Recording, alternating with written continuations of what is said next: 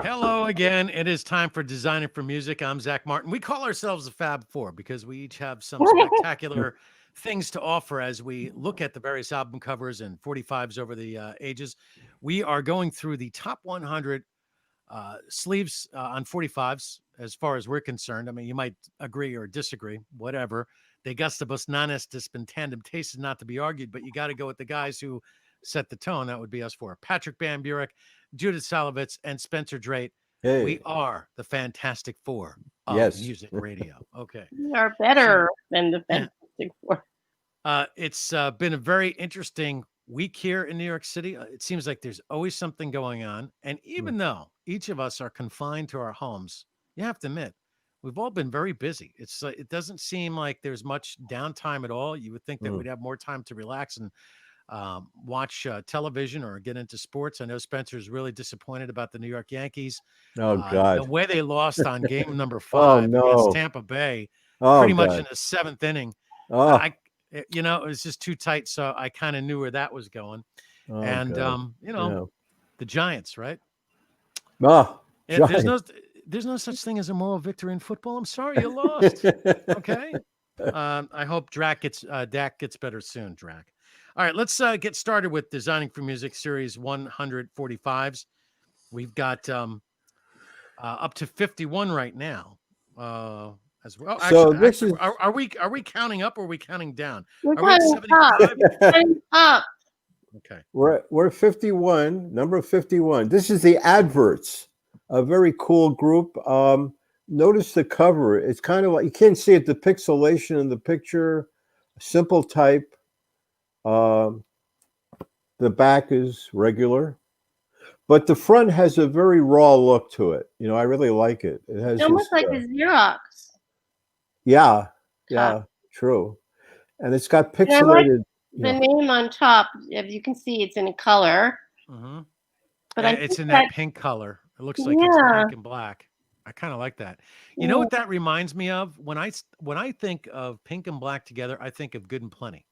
Good and Plenty. Good and Plenty. Oh Oh, yeah, The candies, that's right. And I can see goth people really being into Good and Plenties. All black and white that and would make pink. sense. Yep.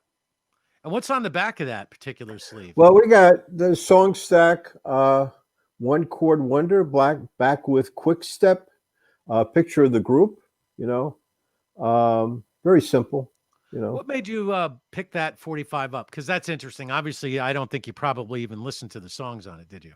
no, I like the cover. It's you can't really see it. It's pixelated. The photograph is changed into this almost like newspaper type photograph. Mhm. With pixels in it, Yeah, and and I like that's that what drew effect. me to the cover. A simple type, it's kind of. I It's like the very, picture though too. yeah, I like it's the, very hypnotic. yeah, Uh-huh. exactly. Good It's a point. lot like when you have a photo, let's say on your iPhone or on your computer, your desktop, and if you're listening and you can't see it, as if you start to zoom in. After a while, it starts to get fuzzy and you see the pixels. So that's pretty much what you got. And you have the black, it seems like out of phase with the white, very interesting, and a very goth look to it. Okay, Yeah, exactly. That's a good word. Goth. it I is. like that. It is. All right, the next one is the Good record. Rosellos. Oh, this is cool. The Rosillas. Look at the All artwork right. on this. Yeah, I I like think the it's pretty. comic Yeah. book look. Yep. The Daily Globe, as opposed to the Daily Planet, which means that somebody is a Superman fan. It's got a very DC comic look as opposed to a Marvel comic look. Yellow and black, and you got the honestly, you guys might chuckle. I don't know, but I see somebody that looks like Ruth Bader Ginsburg with the glasses holding the paper, Oh my! doesn't it? The side profile, or am I wrong?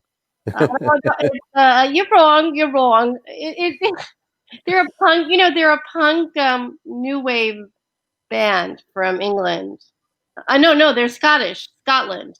Yeah. I'm sorry. They're Well, you Scottish. Yeah. you Look would at the know more back. about this group because they were on the label that you guys worked with, Sire. Yep. On the back, you have this UFO kind of interaction, and then what we call onomatopoeia, buzz, biz, bang, the the words that make sounds, or the sounds that make words. Much like, again, that's a very DC comic type of approach where you think of Batman, right? Bam, Yep. whiff, Right, woof. right, right. Cool. I like that. Who was the illustrator on it? Now that I'm glad you brought that up. There's no illustrator's name on this. I'm really freaked out about this. Some of these sleeves, a lot of these sleeves, don't have the illustrator or photographer. Good question. I was thinking, but first thing I looked at, who illustrated this? There's no name. When you get a piece like that and you try to figure out the story behind it, are there resources you can go to? Would you go to Sire Records, or how would you go about if you were, well, the 545s, if you wanted to do any background information on these one of a kind type of 45s, where do you find the research material? Wow. Like our book, basically you can see in the back of our book, 545, all the listings of if we have a person we know that designed it, would be on there, the year, the record company, the title, the group, whatever. We did that in our book, and sometimes it's really hard because unless you go on the internet, sometimes you pick up things on the internet. You know what I mean? But if if they list on the back the name of a record company, we could if the record company still exists, or a management, if they still exist, we try them, and it's hit and miss. This particular sleeve actually kind of gives me some ideas about maybe some banners I might want to mess around with in the future. Oh, wow. Yeah. So nice. I could see where you guys will look at somebody else's work and go, I'm just going to put that in my little Rolodex, my mental Rolodex. That's a go-to, especially when it comes to the typography. I like the white, how they spell out the Rosillos. Yep. And it's a very interesting typeset, which I really wouldn't even know how to describe the font. It's almost like that could have been hand lettered, Zach. It could have been hand lettered by the illustrator, by the way. Could have been. Yeah. It's really a great cover. I love the illustration, as we all like. I really like the typography in it. And then right underneath Cold War, have cooled me down is in parentheses. And then you have a little print on the paper, and pretty much a set of what you would see in the Daily News, except this is the Daily Globe. Very interesting. Yeah. All right. I like that one. Yeah, cool. Me too. Okay, next one's this is Queen, man. Look at that image. All right. We Are the Champions. Now, I remember getting the 45. Back in the day, we would have these boxes, and you'd put your 45s, and there's some sort of smell to it, man. I just can't explain the smell, but I liked it. And I had my little record player, and I just remember getting that. Now, who did the illustration for that particular? That is not even known here either. Not even known. Again, who was the person that would generally work with Queen? Do you guys know that? Are you talking about the artwork, or the artwork I don't know. In general, I think it varied as I go through. Look at their sleeves. It seems like a whole varied type thing. They were from, what is the record company? Electro Asylum. Yeah. Could have been done in house. The back is very logo. Now this is interesting. Look, the A side is "We Are the Champions," and the B side is "We Will Rock You." Or We Are the Wait a minute. When you play it on the radio, you always do "We Will Rock You" first, and then it goes into "We Are the Champions." So if you were a disc jockey back in the day with your turntables, and you're using the black shellac, the stacks of wax, baby, with the hooky dookie in the middle, you would actually have to pull it off 2 copies of that. And you would do the segue yourself. You'd go from "We Will Rock You" into "We Are the Champions," because that's how it charted back in the day from what I remember. So that's a fun one for a disc jockey. Gives them something extra to do, where the disc jockey can also show off or showcase his skills. There's various things you can do with a 45 that you can't do with a CD. For instance, or any vinyl, you can do this. You can do what's called the slip cue. In other words, you tie it, you go right up to that note that you want to start. And all these records are on a velvet covering that's on the turntable, right? And you would hold the record just where you wanted to let it rip, okay? Your fingers down on there, and you hit play, and you let the record player get up to speed, all right? And it's going against the velvet, And then when you're ready, you pot up and you let your finger off, and it goes right to the beginning note. Wow. If you don't set it up about a quarter turn ahead of where you want to play or slip cue, you'll get what they call a wow sound, where it slows up and then it goes fast. Here's the next one, Echo and the Bunnymen. This Now, is wild stuff. I it's mean, I almost can't even read the back of it, Zach. The type and everything is so mishmash. You cannot read it, but I love the pictures, drawing. the pictures You know, on my wall, and I forget what the B-side was that. Now, here's something very interesting with this sleeve. You have a Jason Pollock kind of splatter effect yeah. with the ink, I guess. And again, you got that black and pink. And we go back to the first one. I don't know what year that was. Let me see. That was from 77. So it seems to me that you got this trend of this black and pink and good and plenty type of feel. Echo and the Bunnymen, new wave type of punk rock, I guess, new wave punk out of England. From what I remember, big fan was my sister. My sister was a big fan of Echo and the Bunnymen. There's that one group where my younger sibling introduced me to that that type of music. Very interesting. And it's a rabbit on the cover, by the way. Yeah, the rabbit, pink. and you know what? It flips around. It's like Yeah. one piece of art wrap around. That's what it looks is, like actually. the rabbit is listening on headphones. Right. And he or she has got his arms up, Mhm. almost like a powerful kind of thing. And that black that's behind the pink is a shadow. Mm. All right. Now we're getting ready for AC/DC. By Okay, the way, here we go. Now single out. this group, I don't know. It's really hard to find really good graphics for this group, but I found this overseas cover, which I thought was unreal. I mean, look at it. I mean, and then the other side, you know, this is really AC/DC. I mean, this is really great. So it's probably the best cover I've ever seen with it. And that is from 1990, right? So, Yep. you know, AC/DC at that point, I mean, a lot of bands really had trouble, but AC/DC wasn't one of them. You had that change from the hair bands to the grunge, and some of the classic bands got lost in the shuffle, but even the grunge kids loved AC/DC. I mean, you talk about testosterone full of rock, right? Or testosterone filled rock. That is it. They also have a new album out. It's called Power Up. And you can find out more at acdc.com. We're actually playing it on New HD. Well, I got to tell you, Zach, they're my favorite group, and Judith and I used their car. Long Way to the Top is our motto that we did in our show at the Howl Gallery. Did a big thing on our life, music design life, and that was the title used on that. I'm a really big fan of them, and when I worked for Sire Records, there was this guy, John Montgomery, and took me. Visited his house with his girlfriend, and he said, "I want you to hear this group." And right on the turntable, Zach, was AC/DC, and ever since then, I fell in love with them. Oh yeah, one of my favorite groups. Always have a good time, and I've seen them in concert. How about you? Yeah, I saw. Oh my God, I saw them when they were really young years ago at the Palladium. And I got to tell you this story. Wait a minute, you're gonna love this story. So my friend Bruce Tannenbaum works at Atlantic. And, you know, they were on Atlantic. So he says, I'm going to give you 2 tickets and they're going to be playing the Palladium. So I said, fine. He says, but you're going to watch for something because the lead singer dressed in the school clothes, Angus, he's going to march across the stage. And by the way, if he sees somebody trying to get on the stage, he'll punch him. So I said, okay. I go down to the Palladium. I'm sitting on the right side of the stage. And sure enough, he's jumping around with his schoolboy uniform, you know, and jumping towards me.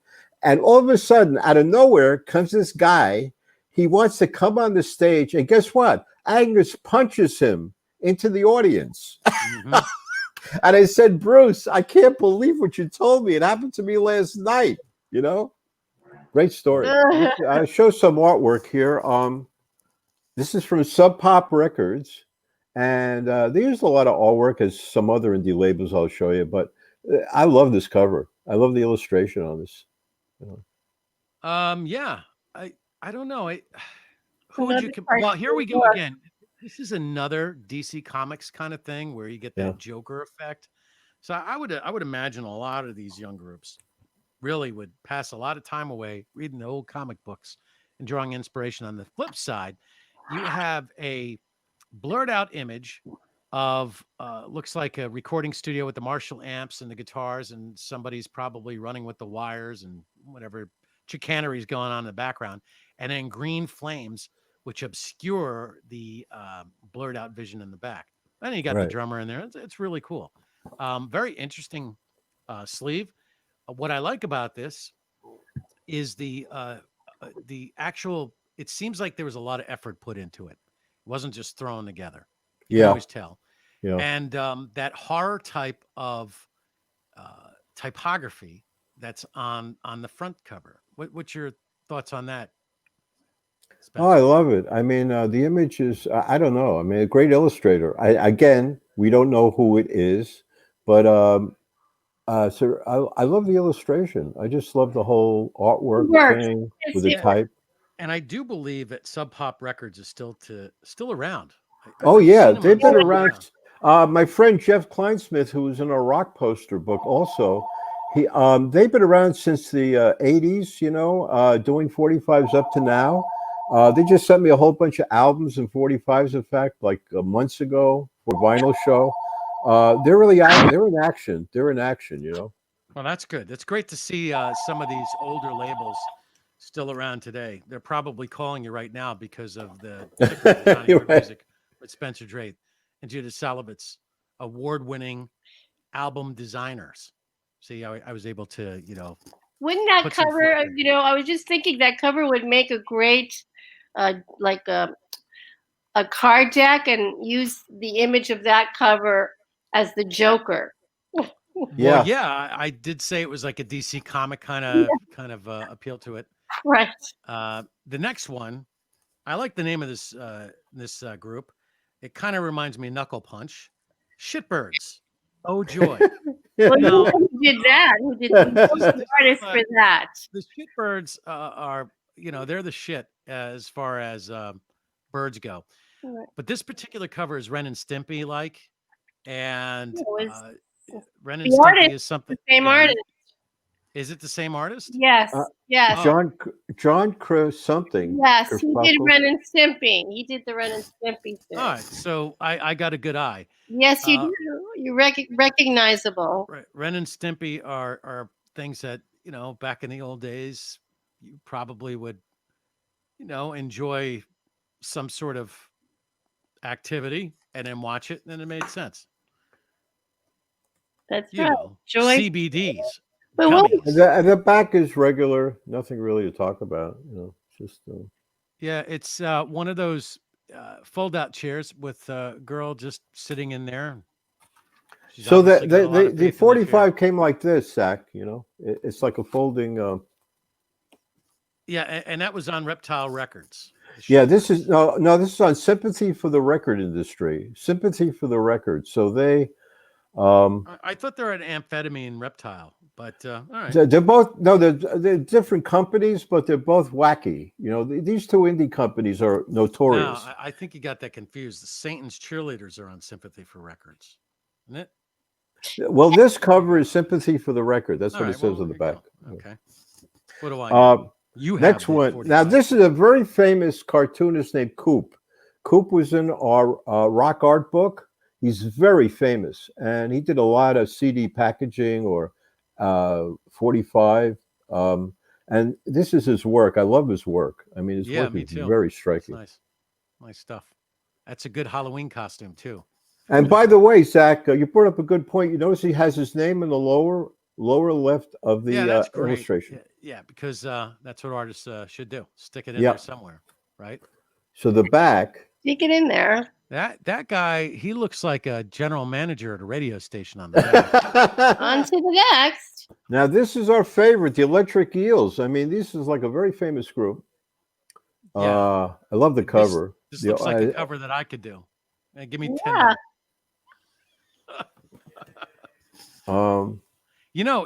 it looks simple, but it actually, if you try to do it, probably a little bit difficult because you got to figure out where to place stuff. Here's what it's like. You know what it's like when you go to the pancake place on a Saturday morning or Sunday morning, And you get a hold of the placemat, and all of a sudden you start to take a crayon that's left out there and you start drawing stupid stuff, doodles, and then you created an album sleeve out of it. Dielectric Eels. So that's good. The next one, the Undertones. We know this, Zach, right? Patrick, the Undertones on Sire. They're on Sire Records. We've talked about this group before.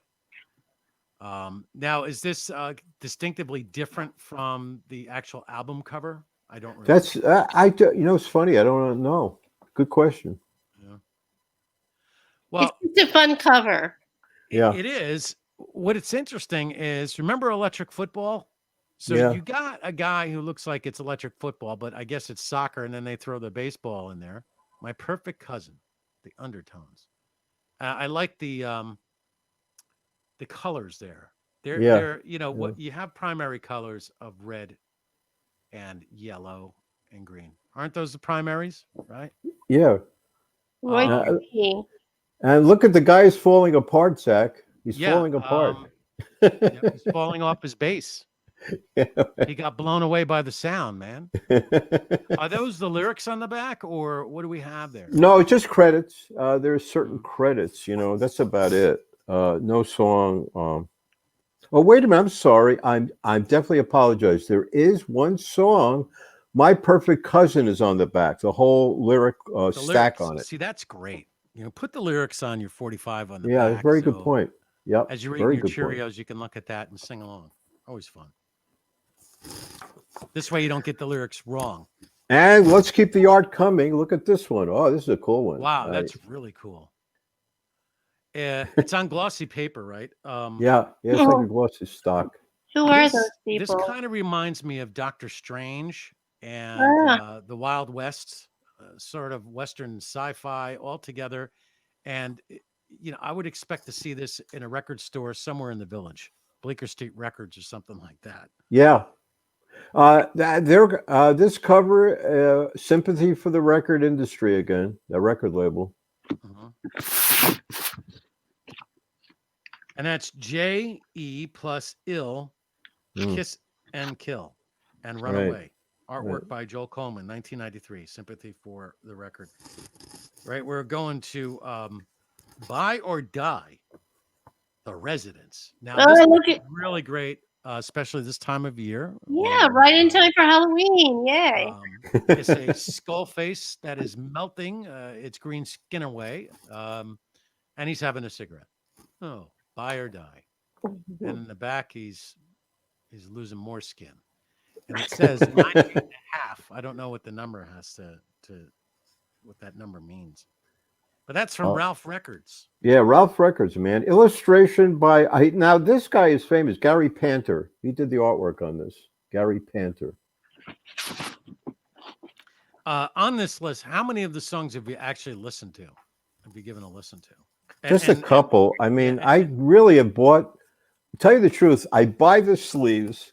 I don't even listen to the record. I just put the sleeves in one place and the records in the other. And that's about it. But I mean, I've listened to a lot of stuff before, and I do listen to once. But majority of these, believe it or not, I have not. Because I've listened to I love the Cramps, stuff like that. Yeah, that's another really cool. Now, you know what the Cramps album cover looks like? It looks like a freaked out Aha. Remember Aha? Oh yeah. Oh yeah. It's like really like a scary Aha. With the Cramps in green, and it's got that dripping typography. Now check this out. It's a fold out. The 45 comes into a fold out. So you're getting. Oh, wow, yeah. So you can make a little poster out of it if you want. Yeah, you're right, exactly. And Voodoo Human Idols. Fly is the name of the cut, right? Now, yeah. Voodoo Idols. It's very interesting what's going on there. There's a lot of action. You don't see, the whole story until you unfold it, and then you can get a better idea of what's going on with that cover. Very interesting how they put that together. Yeah. Now this is a cover. This is not more in art for me. Yeah, this is Suzanne Vega. I love this cover. I bought it for the artwork. I mean, I thought this was a very cool cover. I can remember playing that again. I think well, on RCN. RCN, it was at 1039 in the Hamptons, and then later on at KZY, I think we might have played it a little bit on the 45. She had that song, "My Name Is Luca," so everybody. Yeah, very I think famous. that was A&M Records. Yeah, Spencer. A&M. A&M. All right. Here's one that's going to be great. We could talk a little bit about a killer classic from the Clash. Clash. And this is a song called "Remote Control," which I don't think anybody really remembers what it sounds like unless you are a Clash fan. And how can you not be a fan of the Clash? You could just sit and listen to them for hours. One of the great trios, by the way. Mm-hmm. We love the Clash. Yeah, we love the Clash. What's on the back of that? Well, So that's interesting. It says here the Clash Remote Control and London's Burning live version in mono for the first time. Okay. London's Burning, right? In mono. See, there's I guess a misconception about the mono mix, which I'm going to divert this to Patrick because he has probably done a lot more time doing mastering and probably has some insight on mono mixes. A lot of times people see something in mono, they don't want to buy it. It's like they think in their mind it's old, but what mono really works well in, especially with the handheld devices and the little speaker, it really makes a difference. So why don't you give us a little insight, Patrick, on the mono mix compared to stereo? Well, stereo mixes, you have that sort of wide audio field that's created, the left to right separations, and then sort of that mix towards the center. Sometimes it's the vocals in the center and your guitar and bass right, left, and drums wrapped around. The mono, there's no separation. So you're really taking the elements and you're stacking and layering them. And the vocals are usually more present in the mono mix. It's a crisper, tighter sort of mix than you hear in the stereo. An interesting point about mono as well is that when U2 did their Pop Mart tour, the huge stadium tour that followed the Zoo TV tour, that giant half McDonald's arch that they had on the stadium-sized stage, there was a speaker pod in the center of that, and they toured with a mono mix for their live shows. And they were one of the few artists that were doing a mono mix of their live shows, but it was for that very reason that it was just a there's a lot of punch to it when you have a mono in your mix. face, believe it or not, the mono mix. You don't think it is, but it really pops. I mean, I can hear that. Yeah.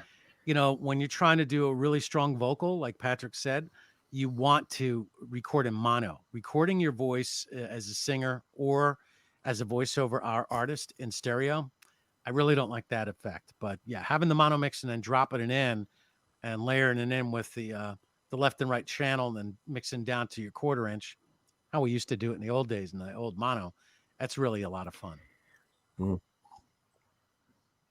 Yeah, and the Clash, so with that mono mix on that London is Burning, if that was from a live recording, it was probably because they just ran one channel out of a soundboard. Sub Pop Records, Cheap Trick.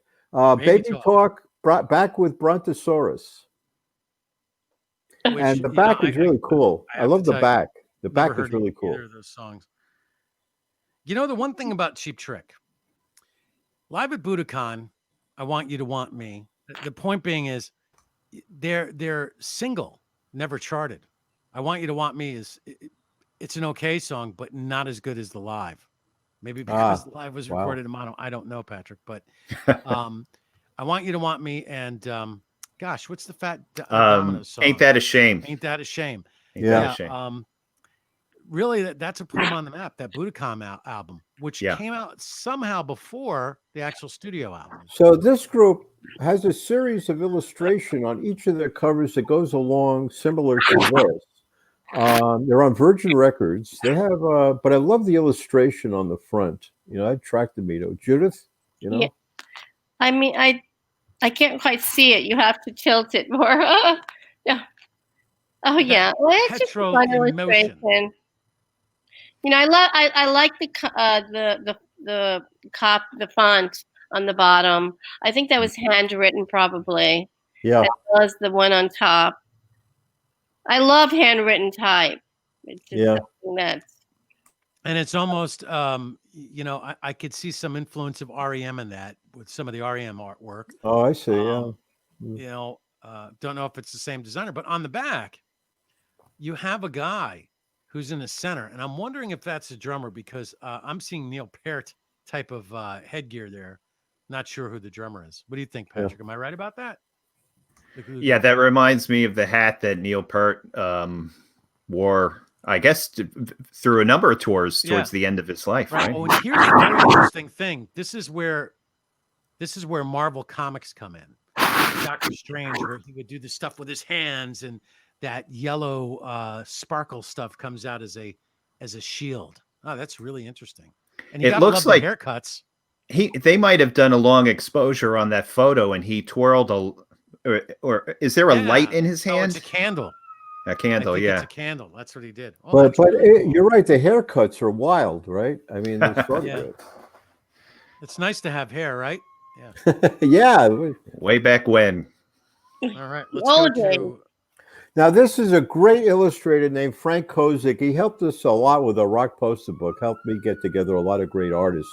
He's a great rock poster artist. He has his own label, but his artwork is extraordinary, I thought, Oh, yeah, that's cool. I like the use of colors. It's comic book-like. Again, DC comic overtones. Does it fold out by any chance? Yeah, exactly right, Zach. It folds out into... Oh, gosh, about Vladimir Lenin. But you know what? You can't see this, but these are Dayglow ink. It's actually printed in Dayglow ink, which is very interesting. So you can't see it, though. It's very vibrant. But open... Oh, smash the state. So we got some... I want to see the front. The front. I'm sorry. The front. Uncut. Yeah, but unfold it. Open it up. So I could see the picture in the front. There you go. Okay. Yeah, that's it. Yeah. All right.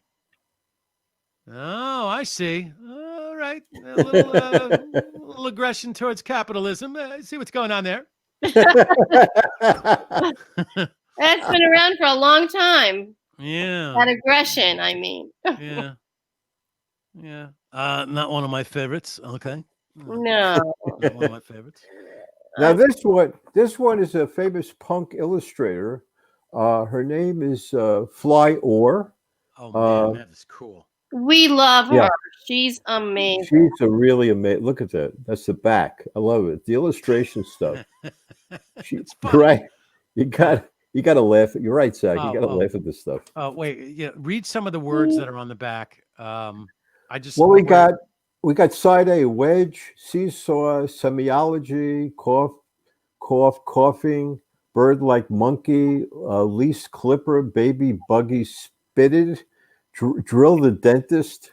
It sounds like it sounds like an album by Yoko. That tracks you. So all of those tracks, you got 4 tracks on a 45. That's really interesting. And this is interesting, Zach. Very good point. Because in the 50s, they used to put out 7-inch with different, a couple of songs on each side, like Sinatra or something. And I tell people today, why can't you put a couple of songs on each side, right, Zach? Yeah, well, that would make it more interesting as opposed to, this EP, which is a waste of vinyl, right? If you can only get right. I like the idea. I like what you're saying. Because you could get maybe, I think on a 7-inch, you could do probably up to 6 to 7 minutes. Right. Yeah, that's right. So you could put 2-3 minutes on each side, or 3 2-minutes on one side. Let's go back. When you listen to old time radio, most of the hits are 2 minutes tops, right? Yeah, they're 2 minutes. So you can fit a lot on a 45. I just like that idea. Yeah, they got 4. Exactly, they got 4 songs on each side. Yeah, and here's the 4 songs on each side. Here's the best part of this: that nowadays, because people have such a short attention span, I would prefer to redo the whole 45 movement, have more tracks, less time. Because I noticed this with my daughter; she puts in about 2 minutes to each song, and then if it's not over with, and she gets the gist, she moves on. So I'm thinking that you're probably better off of getting your point across really fast. There is a record by Thick, Called Your Mom.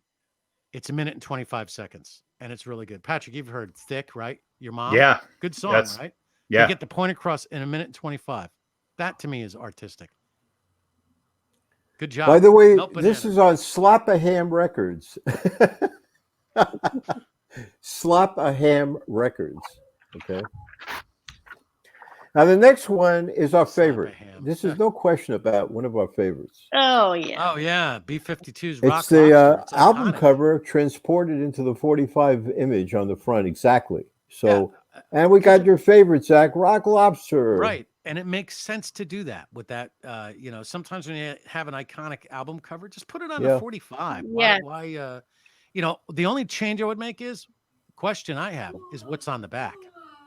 And there you go. Running around on the B side and side one Rock Lobster. What is the time that they give you on the Rock Lobster? I guess you'd have to have the record. I don't have it. I have to have the record. I'll be honest with you.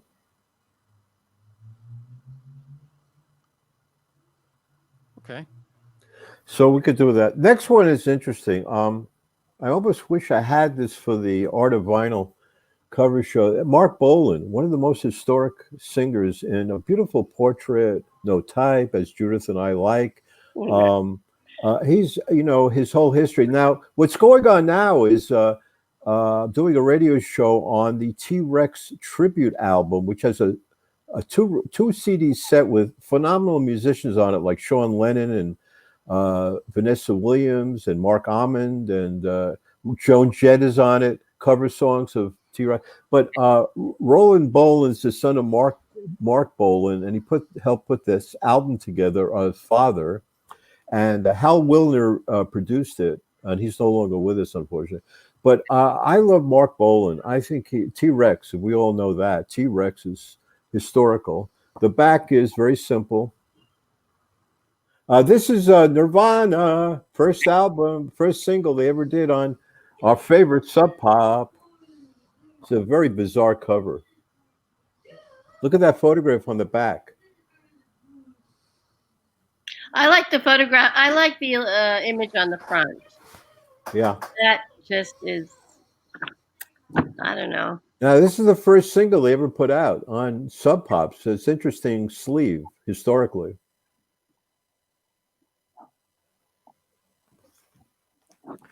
The next one, our favorite, David Bowie, Keith Haring illustration. Famous Keith Haring, right?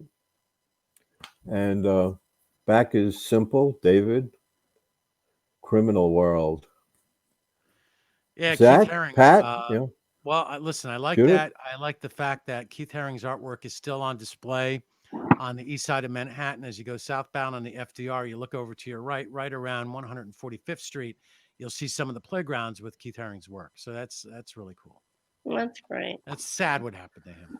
Very. And this is Sonic Youth. This is a very bizarre cover. I'm for a single, but I had to get it because it's so bizarre. It's like out of the box. It's very strange. It's Sonic Youth.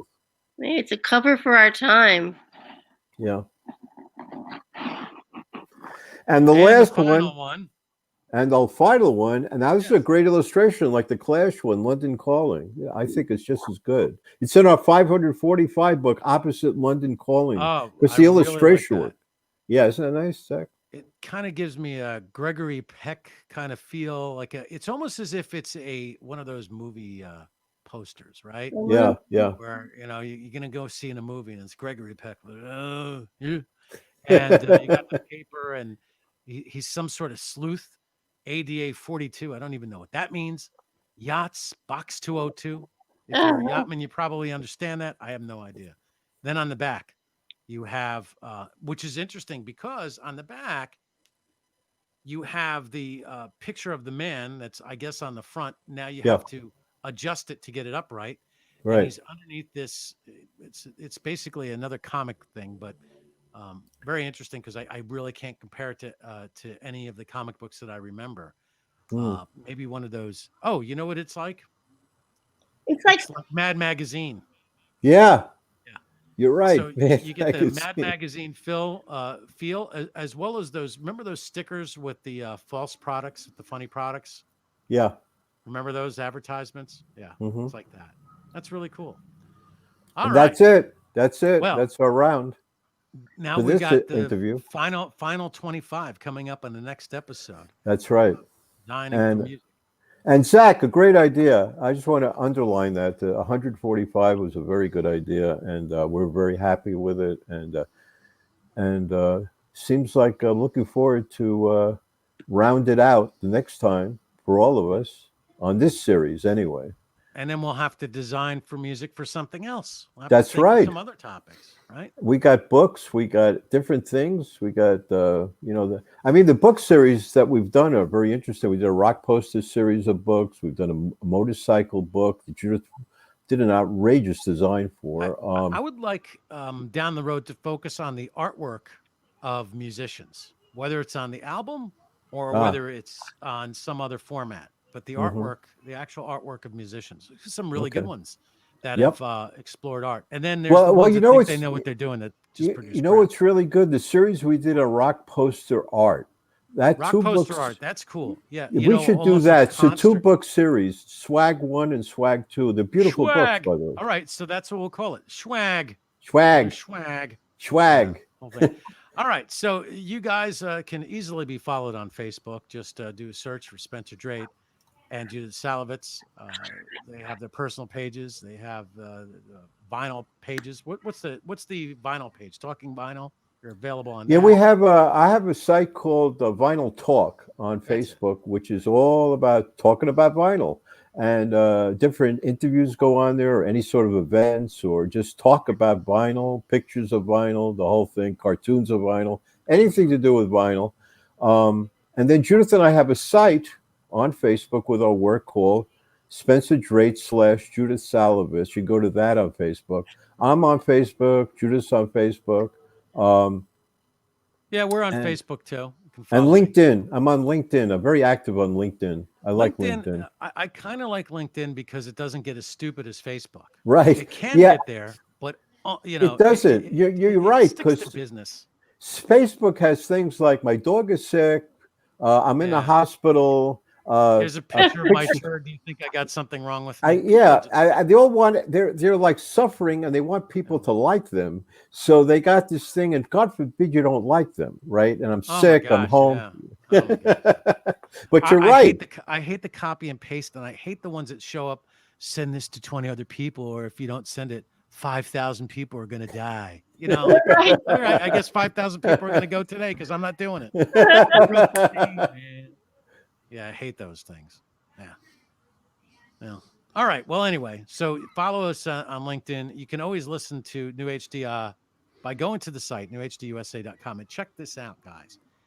We are just days away from releasing our iTunes or app, New HD app, via iTunes, whatever you want to call it, the Apple Store. Yeah. We already released it on Android, because I feel that the Android user, they don't get any respect. And I wanted to do the release on Android first because I wanted to use the Android user as an experiment to find out if the stuff works. If it works. So there are experiment control group to find out how well the app is going to work. So thank you, Android people. You're just on your own planet, but we decided to release it to you first. And now I will get the hate mail. So send all your hate tweets to @ZachMartinRocks. I look forward to laughing. All right. For Spencer Drate, Judith Salavetz, Patrick Bamburak, I'm Zach Martin. Sayonara.